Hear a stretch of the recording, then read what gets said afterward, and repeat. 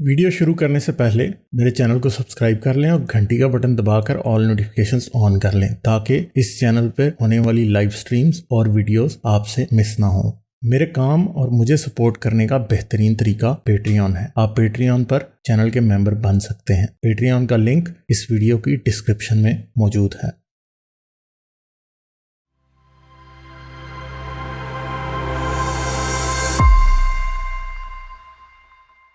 अच्छा गालिब साहब से पहले मेरा क्वेश्चन है कि आपकी दावत हक क्या है?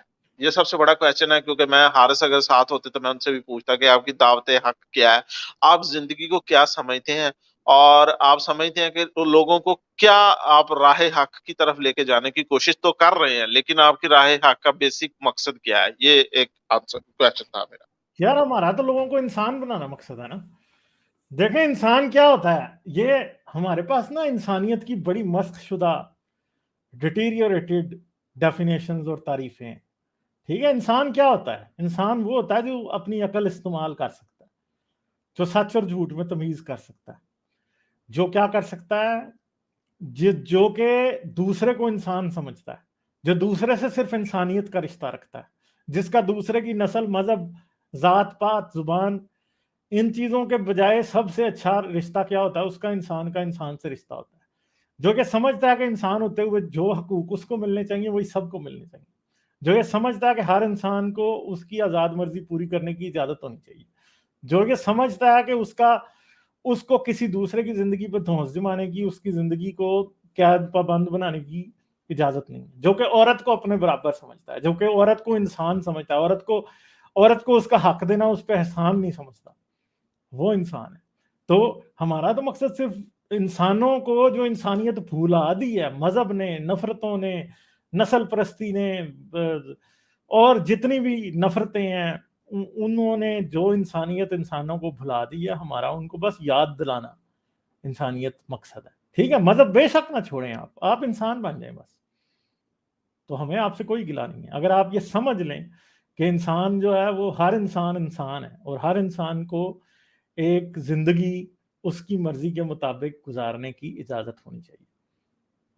तो सर इस एक और क्वेश्चन है इसी के साथ, क्या आप जैसे एक दावत हक आपने बुलंद की हुई है, तो ये क्या दावत हक जो है ये किसी रिलीजियस बाउंड्रीज को तो खत्म कर देती है, लेकिन क्या ये जो मुल्की सरहदें हैं क्या ये उनको भी मानती है, या ये यूनाइटेड नेशन या इस तरह के किसी कानून को मानती है कि कोई कानून होना चाहिए जो बाउंड्रीज डिफाइन करे मुल्कों की, और मुल्क सेपरेट सेपरेट रहने चाहिए, और जो वेपन ऑफ मास डिस्ट्रक्शन या इस तरह के जो डिस्ट्रक्शन वेपन्स हैं क्या इन्हें खत्म हो जाना चाहिए, या इन्हें आइंदा के लिए एक थ्रेट के तौर पर रखना चाहिए? आप इस बारे में सर क्या मैं समझते तो हैं? समझता हूँ कि भाई न्यूक्लियर वेपन्स या दूसरे कोई भी इस तरह के वेपन्स जो कि बहुत बड़ी बड़ी पॉपुलेशंस को मारने के लिए यूज हो सकते हैं, उनको खत्म ही हो जाना चाहिए। मगर मुझे ये पता है कि न्यूक्लियर वेपन्स दुनिया से तब तक खत्म नहीं होंगे जब तक दुनिया में एक खास हद से ज्यादा तालीम नहीं होगी। इन सब चीजों का ताल्लुक, कनेक्शन तालीम के साथ है। तालीम जब होगी तो लोगों को पता ही नहीं है। ये मुसलमान पाकिस्तानी क्या समझते हैं? ये समझते हैं एटम बम को पटाखा है बड़ा सा, इन्होंने शब बरात पे चला देना। ठीक है, ये समझते हैं। वो मुशर्रफ ने कहा था, इंडिया को धमकी लगाई थी, हमने ये एटम बम शब बरात पे चलाने के लिए नहीं रखा हुआ। मगर उस उल्लू के पट्टे को ये नहीं पता कि पाकिस्तानी यही समझते हैं। मैं आपको बताता हूं, मैं एक कंपनी में काम करता था, एक उधर नौजवान था, उसकी भी एज को मेरे आज से कुछ 10 साल पहले की बात है, 12 साल पहले, तो उसकी एज भी मेरे जितनी थी, कोई शायद मुझसे कुछ साल बड़ा होगा या साल छोटा होगा, मुझे नहीं आइडिया कितना है। वो ना थोड़ा सा वो था, क्या उसे कहते हैं, he was too full of himself ना, मतलब हर बात को समझता था कि उसको बहुत पता है। तो एक दिन मेरे साथ और एक और मेरा कुलीग था, उसके साथ बैठ के वो बहस करने लग गया न्यूक्लियर वेपन्स के बारे में। तो उसने तो बात की, वो सुन के हम इतनी हंसी आई, और हंसने के बाद अफसोस भी हुआ, और ये समझ आई कि यार वहां हमारी कितनी जाहिल है। वो कहता पाकिस्तान के पास F-16 जहाज है। तो हमने कहा भाई F-16 जहाज है तो इसमें कौन सी कोई बड़ी बात है? ठीक है, तो कहता नहीं नहीं तुम्हें पता नहीं है, F-16 जो होता है ना उसके नीचे एटम बम लगा होता है। ओ मेरे खुदा, मतलब हम हंस पड़े उस बात के ऊपर। मगर वो ऐसा था कि उसको जरा भी वो शर्मिंदगी फील ही नहीं हुई। यानी इनको ये पता ही नहीं है। वो समझता था कि F-16 जो है वो बेसिकली न्यूक्लियर फाइटर है, कोई एटम बम गिराने के लिए इस्तेमाल होता है। ठीक है, तो इतनी हंसी इस बात के ऊपर आई और शर्मिंदगी भी हुई कि यार ये बंदा कैसे ये कह रहा है कि F-16 के नीचे एटम बम लगाओ। यार मतलब तू पागल है, तेरा दिमाग ठीक है कि तूने कभी पूछा ही नहीं है, सोचा ही नहीं है कि थोड़ी बहुत रिसर्च कर ले। बिल्कुल। और मेजॉरिटी ऐसी ही बेवकूफ है, ये समझते हैं कि एटम बम जो है ना, जैसे कोई अल्लाह मियाँ का पाद है, अल्लाह मियाँ ने छोड़ देना जिधर मर्जी और सारे काफिर उससे मर जाने हैं। भाई तुम इंडिया पे एटम बम चलाओगे, तुम खुद मरोगे। चेरनोबिल में जब अभी बड़ी अच्छी सीरीज एक 6 पार्ट की आई थी और अभी मूवी भी आ गई है चेरनोबिल के ऊपर, दोनों नेटफ्लिक्स पे हैं, आप देखें, वो सीरीज आंखें खोलने वाली है। चेरनोबिल का न्यूक्लियर पावर प्लांट जब उसका वो आउट ऑफ कंट्रोल हो गया और वहां पे धमाका हो गया और न्यूक्लियर जो कोर था वो एयर से एक्सपोज हो गया, तो ये हालात हुए कि उन्होंने फायर ब्रिगेड मंगवा ली। ठीक है, उन्होंने फायर ब्रिगेड मंगवा ली और न्यूक्लियर उधर आग लगी हुई थी, न्यूक्लियर जो है ना वो जो न्यूक्लियर कोर था प्लूटोनियम का उसको, और उसकी वजह से कंक्रीट तक पिघल गई थी। और फायर फाइटर बेचारे जाके हाथों से उसका रबल उठा के और पानी फेंक रहे थे न्यूक्लियर वेस्ट के ऊपर। ठीक है, और वो सारे के सारे जितने भी थे अगले 1.5 हफ्ते में, 1 हफ्ते में सब के सब फायर फाइटर्स मर गए थे। वो न्यूक्लियर वेपन नहीं था, वो क्या था, वो सिर्फ और सिर्फ एक न्यूक्लियर रिएक्टर का एक्सपोज हुआ कोर था। और न्यूक्लियर रिएक्टर में इतना हाई ग्रेड यूरेनियम इस्तेमाल भी नहीं होता जितना न्यूक्लियर बॉम्ब में होता। सब मर गए। और जितने वो जो उनका एक साइंटिस्ट था और एक पॉलिटिशियन था, वो दोनों अगले 5 साल में दोनों के दोनों कैंसर से मरे थे, हालांकि वो डायरेक्टली एक्सपोज नहीं हुए थे। सब इंजीनियर्स मर गए थे, जितने भी काम करते थे चेरनोबिल में, सब के सब मर गए थे, एक भी नहीं बचा था। ठीक है, कोई एक भी बंदा अगले 2 महीने सरवाइव नहीं कर सका था जो कि डायरेक्टली एक्सपोज हुए हैं या पार्शियली एक्सपोज हुए हैं। इतने बुरे हालात थे उन लोगों के। और ये समझते हैं कि न्यूक्लियर वेपन्स को आम सी बात है, ये हमारी तरफ भी जाहिल बैठे हैं, उधर भी जाहिल बैठे हैं, अमेरिका और रशिया में भी जाहिल बैठे हैं, दुनिया सारी में बैठे हैं, ईरान जैसे जाहिल बैठे हैं। ठीक है, जो ये समझते हैं कि यार ये क्या, ये न्यूक्लियर वेपन को छोटी सी बात है। मुझे याद है जापानीज एम्बेसी ने, मैं उस टाइम स्कूल में था, मैं मिशन स्कूल में पढ़ता था, मैं 5वीं में हूँगा या 4थी में, कुछ शायद ये 94 95 की बात होगी।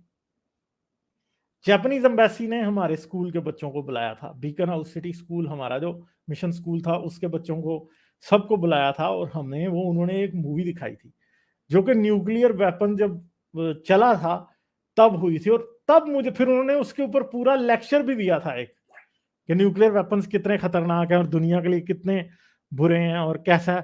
और मतलब मुझे उस टाइम से ये पता था कि न्यूक्लियर वेपन बहुत ही बुरे होते हैं, क्योंकि वो पूरी एनिमेटेड एक मूवी थी, कोई 1.5-2 घंटे की होगी। जब न्यूक्लियर ब्लास्ट होता है, जब फटता है वो, तो क्या होता है कि लोगों की गल जाती हैं लाशें, मतलब जिस्म लाश बन जाते हैं, गल जाते हैं, आई सॉकेट से आंख बाहर आ गई है। ठीक है, फिर उसमें जो मेन कैरेक्टर उसका बच्चा होता है, वो देखता है एक वो फौजी होता है जो कि बाद में लोगों की हेल्प करने के लिए आते हैं, और वो किस तरह से लाशों को कर रहे थे, ढो रहे थे कि लाशों को वो कार्ट्स होते थे जिनके आगे कुछ जानवर लगा होता था, या मुझे अब सही याद नहीं है, कोई गाड़ी होती थी, ट्रक, उसके अंदर वो लाशें डाल रहे थे और डाल डाल के उनको दफन कर रहे थे, डिच्चे खोद खोद के। तो इतने बुरे हालात थे कि जो लोग उन लाशों को उठा रहे थे ना, लाशें क्योंकि रेडिएशन से एक्सपोज थी, तो वो लोग भी मरने शुरू हो गए। तो वो देखता है, बच्चा होता है उसके अंदर, ये रियल स्टोरी पे बनी हुई है। एक फौजी होता है, वो यूं अपने हाथ मारने शुरू करता है तो उसके सारे बाल गिर जाते हैं। ठीक है, तो उसके सारे बाल गिर जाते हैं। जब उसके बाल सारे गिर जाते हैं तो क्या होता है कि जी वो बंदा मर जाता है थोड़ी देर बाद। तो एंड जब हो रहा होता है इस मूवी का, तो इस बच्चे के अपने बाल गिरने लग जाते हैं। तो मुझे उस मूवी का नाम नहीं याद। तो क्या होता है, ये डर जाता है कि मैं भी मर जाऊंगा, मगर ये बच जाता फिर भी। ठीक है, तो ये इतने बुरे ये वेपन्स हैं, इतने बुरे हैं कि हम इमेजिन भी नहीं कर सकते। और हम कहते हैं अल्लाह अकबर, पाकिस्तान इस्लामी दुनिया की वाहिद न्यूक्लियर पावर है। दूसरी तरफ इंडिया कहता है कि जी हाँ जी हम तुम पे चला देंगे, हम कहते हैं हम तुम पे चला देंगे। ठीक है, हर कोई न्यूक्लियर वेपन्स की एक दूसरे को धमकियां देता है। तो ये इतने बुरे हैं कि फर्ज करें कि पाकिस्तान के पास बहुत ज्यादा वार हेड्स हैं, इंडिया के पास भी कम से कम 200, पाकिस्तान के पास भी शायद 300 होंगे वार हेड्स। फर्ज करेंगे अगर हम 20-25 भी चला दें ना, 20-25 इधर से चल जाए, 20-25 उधर से, 20-25 करोड़ बंदा मर जाएगा, क्योंकि इतने डेंसली पॉपुलेटेड सिटी हैं। एक आप कराची पे फेंक दें, दिल्ली पे फेंक दें, लाहौर पे फेंक दें, ठीक है, और बड़े बड़े 2-3 शहरों पे आप फेंक दें, 25-30 करोड़ बंदा, मतलब 5-6 वेपन से ही खत्म हो जाएगा सारा। और फिर अच्छा, उसके बाद जो कैंसर बढ़ेगा वो फिर एक और उससे बड़ा प्रॉब्लम है, फिर जो कैंसर बढ़ेगा। ठीक है, ये इतना खतरनाक है, इतना खतरनाक है, ये बहुत ही बुरी सिचुएशन है। फर्ज करें कि अगर आपने चंद सैकड़ों में चला दिए तो क्या होगा, फिर सैकड़ों में आपने चला दिए तो ये फिर क्या करते हैं कि ये जब जो जमीन से खाक उठती है वो ऊपर स्ट्रेटोस्फेयर तक पहुंच जाती है। और स्ट्रेटोस्फेयर एक ऐसी जगह है कि जब वहां पे खाक अगर पहुंच जाए तो उसे जमीन के एटमॉस्फेयर से रिमूव होने में बहुत टाइम लगता है। ठीक है, वो जो वहां पे खाक पहुंच जाएगी वो सूरज की रोशनी को फिर रोकना शुरू कर देती है, और जब वो सूरज की रोशनी को रोकना शुरू कर देती है तो फिर क्या होता है जी कि आपका टेम्परेचर गिरने लग जाता है। तो अगर ज्यादा न्यूक्लियर वेपन्स दुनिया में चल जाएं तो हमें न्यूक्लियर विंटर फेस करना पड़ जाएगा। और जिन जगहों पे न्यूक्लियर वेपन्स चलते हैं उस जगह कैंसर बहुत आम होता है, फसलें आप नहीं उगा सकते बहुत लंबे अरसे तक, जो है वहां उस जगह रेडियो एक्टिव फॉल आउट जो हुआ है वो अब देखने वाली बात है कि वो कितना एक्सट्रीम है। और आज सर दुनिया सर के पास ऐसे ऐसे बम हैं कि हम ये सोच ही नहीं सकते, आज उन्होंने पता नहीं क्या क्या बना लिया हुआ है। और हमें नहीं पता सर मैं पाकिस्तान इसमें और एक इंडिया छोटा का जो न्यूक्लियर, पाकिस्तान इंडिया का जो न्यूक्लियर प्रोग्राम है ना, वो 1950 के अमेरिका और रशिया के न्यूक्लियर प्रोग्राम से ज्यादा तरक्की कर चुके हैं आज। बहुत सर बुरी मैं चीज है ये। सर, आवाज आ रही सर? हेलो। हाँ जी हाँ जी हाँ जी, आ रही है अच्छा आ सर, रही है। मैं छोटा सा बताता चलूं, क्या डीजी खान के एरिया में जहाँ से पाकिस्तान की न्यूक्लियर फैसिलिटीज के कुछ एक्सपेरिमेंट्स वगैरह होते हैं, वहाँ की कैंसर रेशो बहुत ज्यादा है। जहाँ से जो आपका मौजूदा हम्म, वजीर आला है तो जो हम्म, तोनसा से, हाँ ये हाँ बेसिकली ये वहाँ की इतनी ज्यादा पॉपुलेशन हाँ इससे इफेक्टेड है कि यकीन करेंगे, वहां से आप कई दफा वहां चले जाएं तो आपको हर दूसरे घर में इस तरह से रेडियो एक्टिव बंदा नजर आएगा। लेकिन क्योंकि वो गुर्बत ज्यादा इलाका है और वहाँ हॉस्पिटल नहीं है, सबसे करीब तरीन हॉस्पिटल वहाँ रहीमयार खां में है, जो शेखजाद जो अरबों ने बनाया था, वो उधर शिकार खेलने जो जाते थे वहाँ है। और दूसरे नंबर पे मुल्तान है और बहावलपुर है। तो ये तीन मेजर हॉस्पिटल है। इसके अलावा वहाँ डीजी खां में इस तरह से हॉस्पिटल नहीं है, तो वहाँ रेडियो एक्टिविटी की वजह से बहुत बुरे हालात हैं। तो खैर, मेरा क्वेश्चन सर लास्ट क्वेश्चन था जो मैं आपसे पूछना था कि आप लोगों को क्या चाहते हैं कि लोग कौन सी ऐसी बुक पढ़ें जिससे वो रैशनल हो जाएं? कोई ऐसी आपकी कोई बाइबल या कोई कुरान या इस तरीके से कोई है जो बुक आप समझते हैं कि लोगों को एक आम फैम के तौर पे शुरू में दी जाए कि यार ये पढ़ो, ये अच्छी चीज है, आप यहाँ से शुरू करें? सर ये मेरा लास्ट क्वेश्चन मेरे था। ख्याल में जो इंसान पढ़ना शुरू कर देना वो खुद ही इंसान बन जाता है, कोई स्पेसिफिक बुक की बात नहीं है। ठीक है, मैं समझता हूँ कि पढ़नी चाहिए कईयों को, आप बुक ना भी पढ़ें, आप कॉस्मोस की डॉक्यूमेंट्री देख लें, ठीक है, आप सेपियंस पढ़ लें, आप ना पढ़ें एथियस्टों की किताबें, आप ना पढ़ें सेल्फिश जीन, या आप रसल को पढ़ लें, रसल की कोई भी बुक उठाएं आप पढ़ें। रसल की आप 4-5 बुक्स पढ़ेंगे आपको बड़ी चीजें समझ आ जाएंगी। अगर आपको फिलॉसफी में इंटरेस्ट है तो रसल की हिस्ट्री ऑफ वेस्टर्न फिलॉसफी पढ़ें एक बार।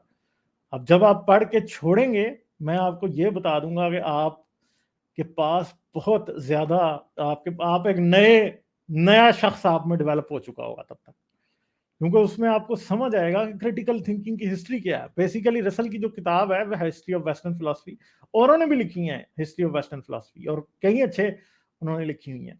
तो आप उसे पढ़ें, जब आप उसे पढ़ेंगे, जब आप एक एंड पे पहुंचेंगे, तो मैं आपको ये बात बता सकता हूँ कि होगा क्या, कि आपको क्रिटिकल थॉट की हिस्ट्री पता लग जाएगी कि कहाँ से शुरू हुई थी और कहाँ पे आके इख्तिताम हुआ इसका। और पढ़ें, ये सारी पढ़ने की आदत डाल लें, कुछ भी पढ़ने की आदत डाल लें तो कुछ भी बुरा नहीं है, कोई भी चीज बुरी नहीं है। पढ़ें सर बस, एक कार्ल सेगन की कायनात पढ़ लें यार, उर्दू में भी एक है, सर हिंदी में भी है, इंग्लिश में भी है, वो पढ़ें।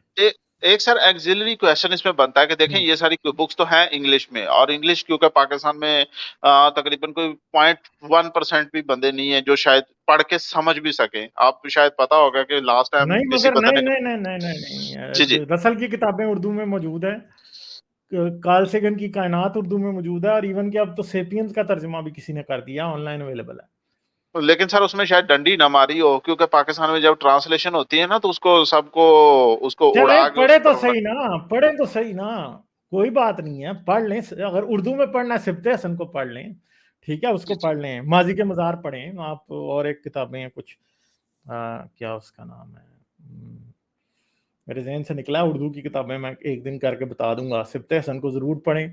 और फिर एक और भी है यार, दूसरा राइटर कौन है, उसने फिलॉसफी बड़ी अच्छी फिलॉसफी बातें लिखी हैं, इसलिए भी लिखी सर हैं। जी ओशू और इस तरह की जो बुक्स हैं, मैंने कुछ बुक्स पढ़ी मेरा हैं नहीं इसमें ख्याल, इनको छोड़ दें, इनको छोड़ दें। ये भी, ये एक और किस्म का डॉगमा बेचते हैं। ये जो और जो स्पिरिचुअलिज्म वाला डॉगमा है ना, ये भी डेंजरस है, ये कोई बड़ा को अच्छा नहीं है ये। जो डॉक्टर रफीक भी वो बात करता है, वो हम्म। साइंसी इसमें भी बात करता है। मैंने उसके कुछ लेक्चर्स भी सुने हैं, उसकी कुछ बुक्स भी पढ़ी हैं, वासफ अली वासफ की। मुझे नहीं पता शुरू में कि जब मैं इस तरफ नहीं। माइल नहीं हुआ था, तो उसको उनको हाँ, आप अली कैसे अब्बास देखते हैं? जलालपुरी, अली अब्बास जलालपुरी और सिब्ते हसन, इन दोनों को पढ़ें। इनकी किताबें उर्दू में आराम से आपको नेट से मिल जाएंगी, उर्दू में, बिल्कुल खालिस उर्दू में, बेहतरीन जी लिखा है सर, दोनों। हाँ। जी सर। चलें हम्म। सर, आप दोनों चलें कैरी ऑन चलें, ठीक कीजिए। है जी, thank you, okay okay, okay bye okay. Bye. जाने से पहले मेरे चैनल को सब्सक्राइब कर लें और घंटी का बटन दबाकर ऑल नोटिफिकेशंस ऑन कर लें, ताकि इस चैनल पे होने वाली लाइव स्ट्रीम्स और वीडियोस आपसे मिस ना हो। मेरे काम और मुझे सपोर्ट करने का बेहतरीन तरीका पेट्रियन है। आप पेट्रियन पर चैनल के मेंबर बन सकते हैं। पेट्रियन का लिंक इस वीडियो की डिस्क्रिप्शन में मौजूद है।